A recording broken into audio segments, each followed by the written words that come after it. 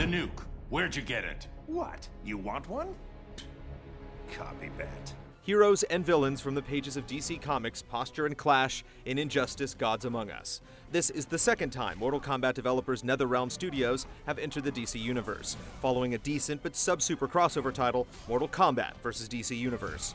They're a stronger studio now, having proven their might with 2011's reboot of Mortal Kombat, stuffed with different modes, fan-pleasing extras, and an impressively technical fighting system. Injustice builds on these lessons learned, and when all is said and done, makes a pretty solid impact. Gods and superheroes may rank a step above mortals, but the combat with a K that takes place here will feel familiar indeed to anyone who spent some time with the last MK. Projectiles fly and close-range combos launch and relaunch opponents into the air for extended punishment. Fighters build up power meters as they exchange blows, which is channeled into super-powered moves and grandiose signature attacks that tend to capture the essence of what each character is all about. Stand down. Fire again. Does Injustice feel like a Mortal Kombat game with all the Mortal Kombat characters swapped out for superheroes? It kind of does, actually, but the secret gameplay identity isn't really such a bad thing.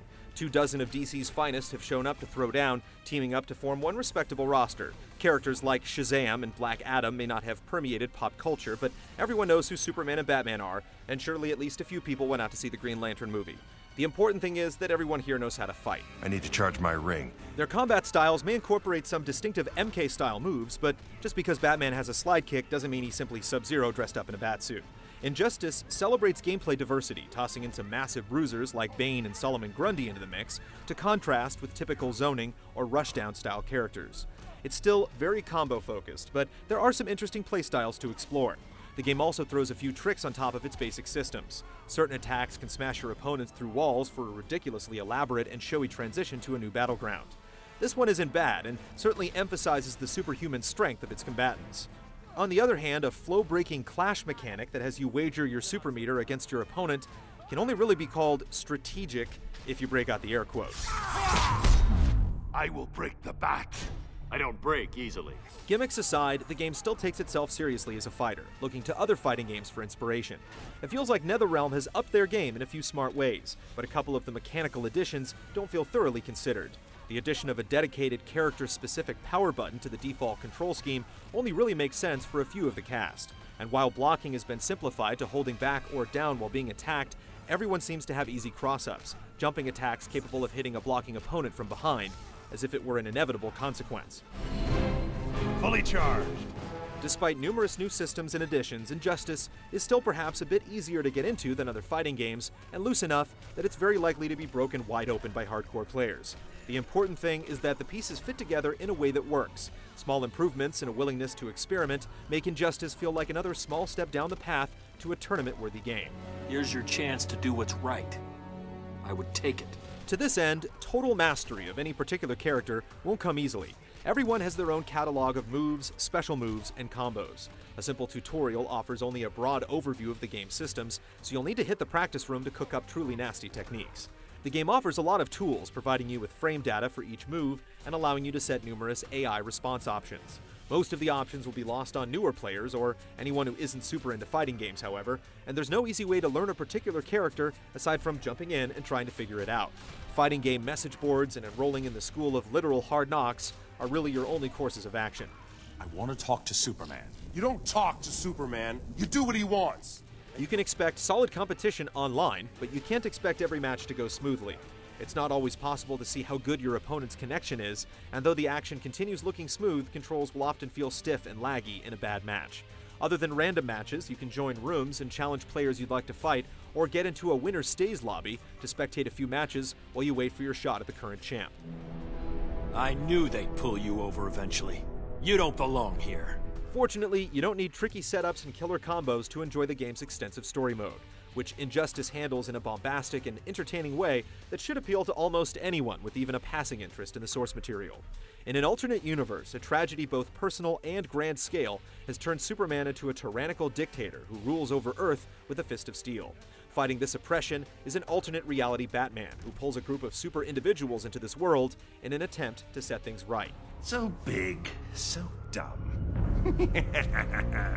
The tone occasionally veers toward flippant silliness, but it takes guts to offer a serious explanation as to how normal humans can fight near invulnerable super beings on a level playing field. You'll jump from one character to the next, kicking the ass of whoever's placed in front of you to continue the story in a series of fights. If you can't clear the difficulty bar, it'll automatically lower. The game wants you to experience the full, lengthy story. With these, a bus could fall on us, and we won't be hurt. Epically proportioned cutscenes often bite off more than they can chew, resulting in big moments feeling dinky, and simple QuickTime events detract from the drama. But generally entertaining banter between super friends and super foes is the real reward. There is some groaners mixed in with the better lines, but the story succeeds in convincing you that these characters know each other and exist in the same world. This same sense of super melodrama extends to fights outside story mode as well. Bane can inflict his brutal backbreaker on any member of the cast, but it somehow feels different when the spine belongs to Batman. Injustice offers you a fair number of extras through the cards earned as you level up while playing in any game mode. You'll definitely want to unlock your favorite character's alternate costume, and some of the single-player battles put an interesting spin on the fights, but the game's major secondary mode, dubbed Star Labs, feels like a bit of a grind. You'll start by performing your character's basic moves, while later missions might have you dodging projectiles, fighting waves of opponents, or controlling a cat in a museum.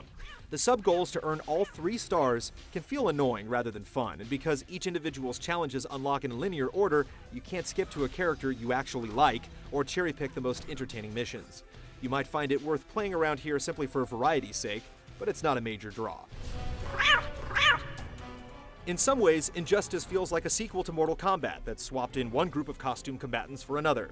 The chunky animation style of older Mortal Kombat games can make these heroes seem alternately super powerful or super awkward, and the NetherRealm look doesn't fit every character.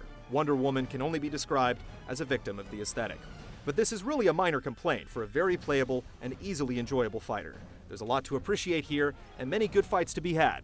Injustice actually does justice to its source material and its players. I should be dead. Thanks, Happy Pill.